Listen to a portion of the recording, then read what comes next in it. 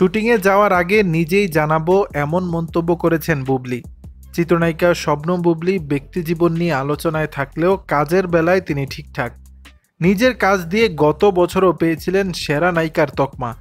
চলতি বছর মুক্তি পেয়েছে তার 2টি সিনেমা, যার মধ্যে দেয়ালের দেশ ছবিতে অভিনয়ের জন্য দর্শক মহলে প্রশংসা কুড়িয়েছেন। এদিকে দেশে সাম্প্রতিক পরিস্থিতিতে ধীর গতি এসেছে চলচ্চিত্র ইন্ডাস্ট্রিতে। নেই কোনো নতুন ছবির খবর। এরই মধ্যে বুবলি নতুন কাজের খাতা খুলেছেন বলে খবর এলো, যদিও ছবিটির নাম এখনও ঠিক হয়নি। তবে খবর ছড়িয়েছে মেহেদী হাসানের নীলটিপ ছবিতে দেখা যাবে বুবলিকে। শিগগিরই শুরু হবে শুটিং। সম্প্রতি নির্মাতা বুবলি ও সিনেমাটির প্রযোজকের সঙ্গে কয়েকটি ছবি পোস্ট করেছেন সামাজিক যোগাযোগ মাধ্যমে। সেই ছবি থেকেই চর্চা শুরু। এবার বিষয়টি খোলাসা করলেন বুবলি। বুবলি বলেন, কিছু জায়গায় আমার নতুন সিনেমা নীলটিপের নাম শোনা যাচ্ছে, বিষয়টি সঠিক নয়। আমার নতুন সিনেমার নাম এখনও ঠিক হয়নি। 1 বছর আগে আমাদের চুক্তি হয়েছে।